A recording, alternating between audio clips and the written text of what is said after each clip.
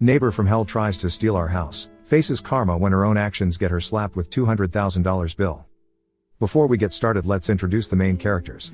Entitled neighbor will be called N going forward, and spoiled son of the entitled neighbor will be S for entitled son. There will also be the previous owner of our house, who will be called PO, though they have a limited part in this story. Also keep in mind while reading this story that from the time that we bought the house to current day was almost 15 years. So unless otherwise stated, you can assume that there was a pretty big gap between most events that took place. Let's get started. In order to properly build up to the climax and set the stage for the events that took place, first I have to give a little background. Most of this happened before we bought and moved into this house. So N owned a very large chunk of property which was down the road from a popular recreational lake in our area. I say down the road, but it's actually a pretty fair distance away. Even though the road that N lives on is the only road leading to multiple lakefront properties and resorts, along with the most popular boat dock on this side of the lake. So the properties here aren't extremely valuable that normal people can't afford them, but there are some extremely valuable properties down the road with very rich people driving by all the time. This will be relevant later in the story. Karen, being quite wealthy and owning a very large chunk of property, ended up splitting her property off into 4 roughly equal sections when her children came of age. One she gave to her daughter, who somehow is pretty decent person, considering the rest of her family. Then another section she gave to S.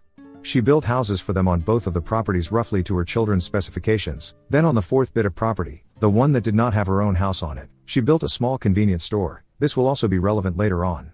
Now I'm not sure why, probably to avoid possible future disputes or something, she actually ended up giving the deeds to her children for their respective houses and properties. You can probably tell where this is going. Well, while respectable daughter was pretty respectable. S, or perhaps I should change it to irresponsible son, was a party maniac. Everyone in the neighborhood at the time absolutely hated him. He would throw loud, obnoxious late-night parties almost every single night and keep people awake. The police apparently had someone stationed nearby because they were called on him so often. It probably didn't help his entitlement that mommy paid all of the bills for him. She kept everything in her name. Water, electric, garbage, everything. They all went to her mailbox. Well, all except for one, that is. Since the property was in his name, so was the property tax, which he never gave to Ann and instead just ignored. I guess Ann either just didn't think about it or assumed that he was paying it himself. Either way, it didn't come as a surprise when the police showed up at his house. But it did when he did not come back and the house went up for auction. At this point the house was in shambles. Holes in the drywall, and even the living room floor had a huge hole leading down into the garage/basement. The kitchen floor and subfloor needed to be totally replaced. Almost all of the walls were covered in mud. Basically his irresponsibility and party habits left the house in what the banks considered an unlivable condition. Because of that, the only people who could afford it were those who could pay out of pocket for it. Enter PO. PO was a house flipper, not one of the big wealthy ones that you see on TV, but more of a hobbyist than anything. He was retired and he flipped houses to keep him busy and active. PO would buy a house like this one super cheap on auction, fix it up himself, then put it back on the market. While he fixed it up, he would live off of the profit from the previous house, and typically about the time he finished fixing one up and buying the next one, his profit would have about run out. Any that he had left over just went into an emergency savings fund, which he said wasn't anything special. Anyways, we were in the market for a new place but couldn't afford anything super expensive on our budget. But when we saw this place on a website for sale, it seemed perfect. It was the perfect size, and in the perfect neighborhood, and even down the road from the lake, which we love fishing and boating, so it was perfect in almost every way. Or at least it looked that way. We were scared of the price, which wasn't listed on the website yet. But it wouldn't hurt to at least have a look and see. We drove by to look at it and found PO working on it. We stopped in to say hi and asked the price. He explained that he was planning to fix it up and sell it, and that his realtor just added it to the website's database to make it easier and more efficient when he was ready to actually sell it. Anyways, we sat down and had a nice chat with him, just being friendly and all, and he appreciated the company. We explained that we would be willing to buy it from him for a reasonable price considering its current condition and the work he'd already put into it. He had it about half finished. We explained that we would love to finish it and live in it as a forever home. He turned us down, explaining that he already had several offers for it and didn't feel right selling it to us, and that we could buy it for the full price when he was finished. So we kindly thanked him and left our number, asking him to call us if he ever changed his mind, which he promised he would. Less than 2 weeks later, we actually got an unexpected call from him. He explained that his sister had come down sick in another state and that he wanted to go and be with her and would not have enough time or patience to finish the house. He explained that the house was not up to code, but if we could find a way to buy it, then he'd be happy to sell it to us for a reasonable price. We happily agreed and ran our looking for banks. We had a few connections from a realtor friend of ours who actually helped us find a bank willing to loan the money to buy the house with a few conditions attached. Basically, we would have 2 weeks to bring the house up to code, otherwise they could default on the loan and auction it off. After explaining the situation to PO, he offered to help as much as he could. He couldn't actually do any work to the house because he was in such a rush, but he explained exactly what we needed to do to bring it up to code and meet the bare minimum requirements, how much time and effort it would take and how much money it would cost. He even offered to help us out another way. We took out a loan for twice what he actually wanted for the house, and he gave us back the other half. We used that money for repairs to the house. After the work he'd already put in the house was so close to meeting code that we could probably have done it ourselves, but just in case we called in a few friends and got it knocked out in half the time.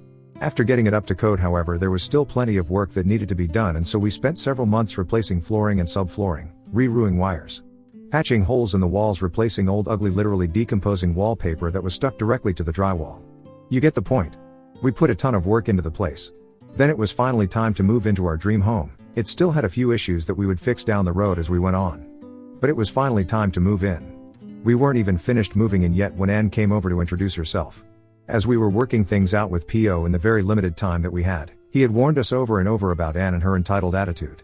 At first Anne was extremely nice, and we had no idea why P.O. warned us about her so much. Then it happened. As we were wrapping up our conversation, she explained to us in a very kind and compassionate way that our house actually belonged to her and that we had 30 days to get out. She said that she felt sorry for us since we were scammed so bad, but that it was actually her house and the P.O. had no right to sell it to us at all. We'd heard horror stories about people being scammed like that before, so you could imagine our terror when she explained all of this to us. We were horrified that we had put in all of this time and effort and money into this dream house, and now we were going to lose it just like that because we fell for some guy's scam. We thanked her for explaining it to us and being so nice, and said that we would talk to the bank and P.O. and get it all figured out. So that's what we did. We talked to the bank, who confirmed that P.O. was the actual owner of the deed. We spoke to the realtor, who also testified the same thing. We spoke to P.O., who explained that they accused him of stealing the house multiple times after he bought it on auction and that he was harassed by her constantly over the house. Everyone that we spoke to had the exact same story. We even went up to the courthouse and confirmed that our name was on the deed. During this process is when we heard the backstory about S from several neighbors. N came by not long after this and asked us when she could expect us to be moved out, which we explained would never happen as we legally owned the property and it wasn't our fault that S lost the property. We apologized for the loss that she had and explained that we knew it was probably really hard to lose her family property like that because of her son's negligence, but that was not our fault and we weren't just going to give her a property that we bought with our own hard-earned money and worked so hard to fix up. Then N, realizing that we knew the situation, decided to go into a long sob story about how this property had been in her family for generations and that she couldn't bear to lose it, and how P.O. had stolen it from them when they were caught up in the confusion of their child being arrested. We asked why they didn't bid for the house and buy it back after he lost it. Considering that we bought it from P.O. for only about $50,000 and considering that he was still making a small profit on that even after all of the work and materials he'd put into it before selling it to us, they could have easily bought it for next to nothing on auction and had it back. And explained that she felt the house and property were being stolen from them and that they refused to pay for something that rightfully belonged to them. We apologized once more but explained that there was no way we were going to take a loss on the property, especially after all of the time and effort that we put into it and the additional materials that we bought for it just to make her happy. However, we were sympathetic with her situation and offered to sell the house to her for a very reasonable price, $100,000. Which, considering its location and how fixed up it is, that was still just over half of its total market value. We, after buying it from P.O. for $50,000 and putting an additional $30,000 into materials, plus several months of hard labor to fix it up, we felt that was a very reasonable price. We didn't say anything, but we would even be willing to go down to $90,000 if she wanted to negotiate with us. She immediately counter-offered with $40,000, explaining that she shouldn't have to pay anything at all for something that rightfully belongs to her.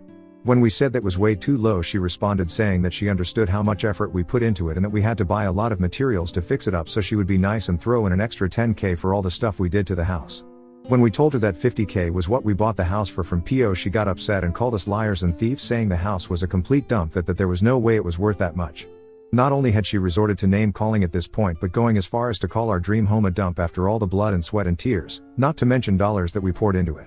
We were done with her BS and kindly asked her to get out of our house, explaining that she was no longer welcome here and that we would never sell our house to her even if she offered us double the marked value. She obviously got upset about this and threw all kinds of insults at us as she walked out the door.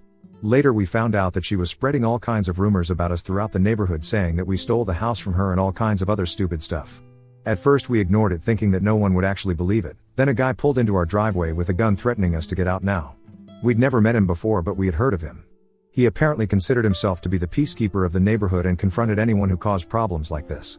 Most of the people in our neighborhood actually liked him, saying he was a pretty reasonable guy, and being a very rural neighborhood where plenty of not so law-abiding citizens live, most people greatly appreciated his presence. He actually did work hard to keep the neighborhood as peaceful as possible and did way more than the cops actually do, most of the time anyways. Just a note, Out neighborhood is split into two primary sections. One section is filled with mostly old retired people, it's very nice and peaceful, everyone gets along. The other is filled with the less law-abiding people further into the wilderness and away from prying eyes.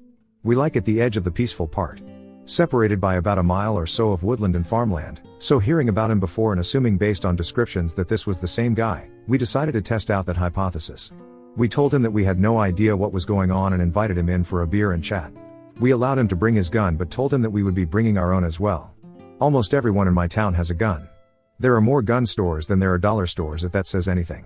So we weren't really worried about him having a gun with him. That doesn't really mean much in our town. It's just a way of saying, hey, I'm capable of defending myself if this gets out of hand. Now if someone pointed it at you, which he didn't, then that would be a different story. Bit back to the main story. He agreed, and after a few hours of chatting and explaining the situation, he explained that he figured it was something like that and apologized for the misunderstanding. He explained that he got caught up in the rumors and flipped a switch and that it wouldn't happen again. He also thanked us for buying it, explaining that when S moved out everyone was much happier. He didn't have to hear people complaining about loud music and drunk/high teenagers stumbling down the middle of the road in the middle of the night and nearly getting run over. We all had a good laugh about it afterward, and he left without saying another word. Now time for the reason that Mr. Peacekeeper believed the rumors so easily. This is a bit of a side story, but it's also a major turning point and when everything started to go downhill for N. I also want to add that the events of this side story do overlap a little bit with the events of the next part of the story. But let's get on to it. So I mentioned that N split off 1/4 of her property to build a convenience store. Well, this store was extremely popular in the neighborhood. And being right in the middle, basically it was in a perfect location. It wasn't popular for their prices, they actually overcharged for everything by quite a bit, and it wasn't popular for their customer service either, which included and was mostly limited to thank you for your purchase as you walked out the door. Sometimes they would give you a refund though if you found mold on the food that you bought from them, so that was nice, I guess. Anyways, they were so popular because they were the only convenience store for miles. If you had to buy groceries and didn't want to drive all the way to town, then they were just a skip and a hop away for most people. Heck, we even put aside our differences and shopped there on many occasions. I mean, they were literally next door to us after all. But aside from that, the popularity of their small store allowed them to build up quite the reputation in our neighborhood. A very positive one.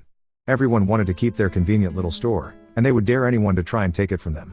I suppose I could kind of see the sentiment there. And that's back when everyone thought that N and her family were pretty good people.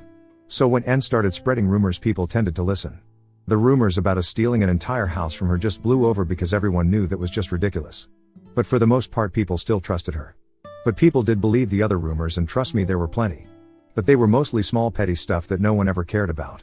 Let me just say that even assuming all of the rumors about us were true, there was much more that could be said about some other people in our neighborhood. So no one ever paid any attention to them. They did avoid us, however, considering that N had obvious beef with us and no one wanted on her bad side in fear of being banned from her store. They all just ignored us and left us to our own devices. After a few years, however, S finally got out of prison and having nowhere left to go and allowed him to move back in. She didn't like the idea of him living with mommy, so she rented him an apartment above her convenience store, and she absolutely forbid any wild parties on her property ever again. He didn't actually have to pay rent though. All he had to do was run the store for them when they were busy with other things, which wasn't even all that often. However, even after all of this stuff happened, N still did not learn his lesson, obviously. While he was running the register, he would often double charge for items and pocket the extra money. We found this several times and went back in for a refund. They always made up the excuse that the register was broken. After noticing a pattern, however, we brought this to the attention of N, letting her know that her son was double charging people for items and probably pocketing the extra. Even though N was pretty entitled, even she didn't go so far as to do something so obviously illegal, and we liked her little store and didn't want anything to happen to it. However, instead of thanking us for bringing this to her attention, she told us that we were imagining things and in a very nice way told us to screw off. So we very kindly complied with her request. We also shared the information with some of our friends in the neighborhood. It had taken years to actually get to the point where some of them would even look at us, let alone talk to us, thanks to N. But we had finally made some friends. Bringing Christmas treats to your neighbors every year is a good way to brighten up someone's day. But anyways, they thanked us, even though they let us know that they didn't actually believe it. However, the word did quickly spread through the neighborhood. Then very quickly came Mr. Peacekeeper. He pulled up in our driveway again. This time he was a lot friendlier. He mostly ignored the rumors about us, knowing that most of them were fake. And we'd actually talked to him several times since then, not on any serious matters, mostly on more friendly terms. He stopped by for a beer every now and then and just chatted about happenings in the neighborhood and asked us our opinion on a few things. He did this with everyone, speaking to most people at least once a year to stay up to date and make sure everything remained nice and calm. He didn't like the idea of police hanging around, so he made up his mind to do their job better so they wouldn't have to. But everyone, including us, really liked this arrangement. It meant you could let your kids walk down to the lake unaccompanied even through the bad parts of the neighborhood. That being said, he absolutely did not like the rumors that we were spreading about our neighbors and especially their little shop. He explained that he had already talked to them and they felt it was just a misunderstanding due to register issues, and if we did not want a problem we would stop those rumors right then and there. We wanted to show him proof. But we knew that he probably wouldn't believe it if we did. He really liked Anne and would generally take her word over ours, and since they blew it off as a register error there was probably nothing we could do to convince him. So we agreed and apologized for any issues, explaining that we just felt wronged and sincerely wanted to protect the few friends that we'd made in the neighborhood. He accepted that apology, giving us one final warning, and left without saying much. So we just listened and made up our minds to stop shopping there unless we absolutely had to. But everything changed after a couple more years. After we had pointed it out and the rumors spread around the neighborhood. Even though Mr. Peacekeeper himself went around and told every single person that they were false rumors started by us because of our property feud with Anne, I'll get to that a little later, people actually started paying more attention to their receipts after shopping there and started noticing the same patterns that we had. Over this time, S probably pocketed until amounts of money, and N definitely knew about it but chose to do nothing, and just try to silence people with rumors. However, the thing about small country stores like that, they are completely dependent on their regulars that live in the neighborhood that they are set up in. During the warmer months when people are vacationing and having fun they make a huge profit, but not enough to sustain themselves through the winter. And then it happened. Mr. Peacekeeper finally connected the dots. And boy was he angry. We could hear him all the way next door cursing out S to his face and N there with him. You can't even imagine how satisfying that was. But that was only the beginning. Not only did he go off on them but also went door to door that same day and let every single person in the neighborhood know exactly what they were doing, even taking a pile of receipts with him to show anyone that wanted proof. Now if there was anyone in the neighborhood who was trusted more than N, it was Mr. Peacekeeper. Literally in the course of 24 hours he had completely ruined their business. Everyone in the neighborhood stopped coming. They still did pretty well over the summer months because of vacationers and winter birds that didn't know anything. But when winter hit and those crowds were gone, they started hemorrhaging money. After 2 winters they were forced to close their store for the winter months. However, that also meant that they had to throw away more than 90% of their stock every fall and buy it all again fresh every spring. I guess that doing that wasn't very economical, so they ended up permanently closing shop after 3 more years. That was when their reputation in the neighborhood started to tank. And thanks to that, people started actually respecting us more and we were actually able to make some friends without having to put in a ton of extra effort. People stopped ignoring us and treating us like we were plagued. But that was just the beginning for N's downfall. Unfortunately, to get into the climax of the story I need to do a little more background work. Sorry that this is starting to turn into a small book, but this shouldn't take too long, I don't think. So something about N is that she is extremely, and I mean extremely nosy. We cannot even walk outside without her watching our every step through her window, or going outside to walk her dog or pick up her lawn or pull weeds or whatever excuse she can come up with at the time. You can pretty much guarantee that if we are walking around our property she is outside as well. It's not like we have anything to hide, but we obviously aren't on the best terms with her and don't really like someone staring at everything we do. We have plans to set up a small pool and hot tub out back and really don't want to be watched while we're trying to relax in our bathing suits. So we started looking into a privacy fence. Wanting to be nice neighbors, we kindly informed N that we would be putting up a fence, to which she adamantly rejected, to which we informed her that we would be putting up a privacy fence. However, we still had to live with her, so we offered to discuss with her the details of the fence, the color, shape, etc. We wanted to make sure that she didn't have to stare at something that she thought to be an eyesore all day every day, considering that staring toward our property seemed to be her favorite pastime. Honestly, we still go out of our way to be the best neighbors that we can, even after all the crap she's put us through. But back to the story. So we want to make sure there is no disputes about where we put the fence, so we plan to put it a foot over our property across the entire property line. Just to avoid any disputes, BTW, this is still before S got out of jail, we went at the courthouse and paid for a copy of the deed along with a map of our property lines. We were honestly shocked to find that about 1/3 of our property was being claimed by N. She had a small shed on it and even a garden. You see, there is actually a line of trees that goes through our property. It's not a straight box property like you find in some states, it's more of a half hexagon or a trapezoid-like shape. Weird property lines are pretty common where I live. Anyways, there is a line of trees that cuts through part of our property that according to the deed and property map is like a little triangle section, but the trees make it a square. N was claiming the other side of the trees as her own property. When we brought this up to her, she completely freaked out again, calling us liars and thieves and all kinds of other stuff. We didn't really care too much about that property because we had lived here for years thinking that it actually was hers. So to make things easier on everyone, we offered to sell it to her, or to even trade for a portion of her property.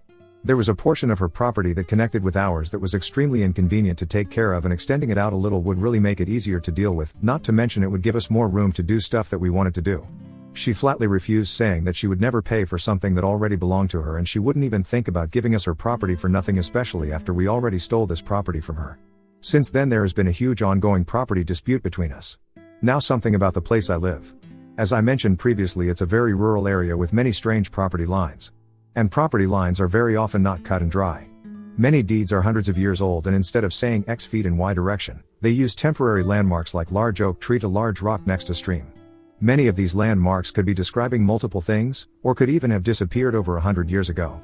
So to say that there are a lot of property disputed in our area would probably be an understatement. That, along with the fact that at times a very small portion of property can go for a lot of money in some situations, has led our state to create a lot of very strict laws and regulations governing property disputes, surveyors, etc. As a side note, just a few years ago a landowner won a property dispute against a very large corporation over just 0.1 acres of land that coasted the cooperation and earned the man over $1 million. Back on topic. All of that being said, our property lines were pretty cut and dry since she created them herself fairly recently. However, that does not change the fact that laws regarding it are very strict. Particularly when it comes to surveyors.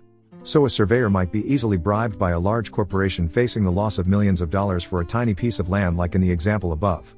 But that's not fair to the proper landowner. So how do you balance for that? Well, you make it so the surveyor has everything to lose from lying, and so does the person who bribed or blackmailed them. The laws in our state determine that if a surveyor, even by honest mistake, gives a bad survey by even a few feet, not only can they be given a hefty fine, but they will also lose their license and never be allowed to survey again in the state. On top of that, they must notify and refund all of their clients for up to 10 years before the incident occurred. The clients then have the option to request an additional survey by a non-affiliated surveyor at the expense of the original surveyor. That's every customer, up to 10 years prior to the incident, and every one since then as well. If they were not found to be accepting a bribe or blackmail, then the previous clients can also sue them for any damages that were caused by any changes to the property line due to their bad survey, as well as charging them appropriate rent for any property that the surveyor may have left out during that time. If the surveyor was found to be accepting a bribe or blackmail, then all damages and additional fees goes toward the one who bribed or blackmailed them accordingly. This, along with the loss of time and money from being in courts and the general hassle caused to them, makes it so that surveyors in my area will actively avoid anything that even resembles a property dispute. So when a dispute occurred, you can imagine that it was not as easy as making a phone call and getting a surveyor down here. It was also an unexpected expense as well. Unfortunately, before we could find someone and found someone, and I guess she bribed them or something because they gave the property line exactly how I described it. Well, except for one little part that she didn't like. I guess she didn't mention that to them. Our property apparently stretches to about a foot from her house. Oh, that was fun to play around with. But that was nothing near the property that she is literally trying to steal from us. Now whenever we are able to find a surveyor, she always seems to nonchalantly introduce herself to them and mention that she already had her portion of the property surveyed, and throw in a few subtle hints that there might be a property dispute involved. This instantly scares off anyone who might be interested in surveying our property. After explainable what that could mean for them, I'm sure you understand why. Oh, did I forget to mention that the land markers from the bank surveyor when we bought the property conveniently disappeared before we actually moved in? No? Well, they did somehow. I wonder how that happened. Guess we'll never know. Well, anyways. At this point it would probably cost us as much as that piece of land is worth, or maybe even more, to actually hire a surveyor if we can even find someone willing to do it. Which everyone we've found so far has given us absolutely ridiculous quotes, for obvious reasons. I mean, they are basically putting their entire lives on the line here. But we are currently saving up to try to hire someone. And that brings us to just a few months ago, the climax of this story. Sorry for the long backstory, but let's get to the main event now that we are fully caught up on the situation at hand. So a few months ago there was a very bad storm which ended up knocking down a tree on the disputed property. This tree was actually right next to the road, so when it fell it destroyed part of our other neighbor's property, the one that lives across the street from us. That's not all, it also totaled someone's brand new sports car while they were driving down the street. Thankfully no one was hurt during all of this, but the cleanup did take several days. Just enough time for us to receive a bill in the mail for over $200K, literally more than our house and property was worth after we fixed it up. Malicious compliance. So just a little more backstory for anyone who might not know. Most property or home insurance will not cover damages to other people's property, that's typically on you. And even if someone is in public property, like a road, if your property damages theirs and you could have reasonably prevented it, for example, cutting down a tree next to the road before it fell in a bad storm, then you are 100% responsible for the damages caused by it. Well, at least that's how it works where I live. So when we got the bill in the mail from unknown rich person's insurance company for their totaled sports car, we called them up and very kindly let them know that the tree that fell was not on their property. They asked us a few questions and said that they would investigate the matter and get back to us. About a week later we received another letter from the insurance company with a copy of the deed, and the property line printout with the tree in question circled in red showing that it was very clearly on our property. They were demanding full payment within 30 days of their first notice or they would be taking us to court. That was about 2 weeks give or take at this point. We called them again and explained once more that it was not on our property.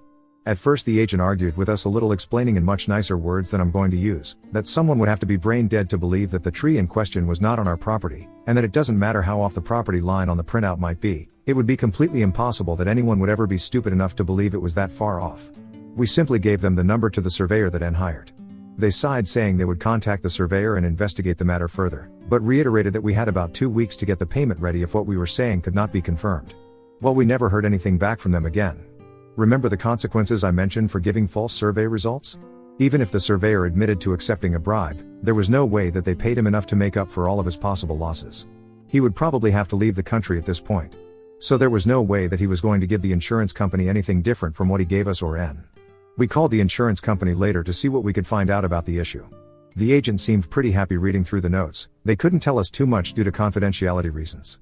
But they could tell us that N obviously disputed the claim, just like we did, saying the property did not belong to her. And that the surveyor confirmed the results with them. And that considering that we were not arguing with the survey results and that the surveyor was hired by N themselves, there was no reason whatsoever for the insurance company to believe that the results were false. As long as we aren't disputing the results, then the full responsibility for all damages caused by the fallen tree should be on N. They couldn't say anything more than that though. We were satisfied with that much.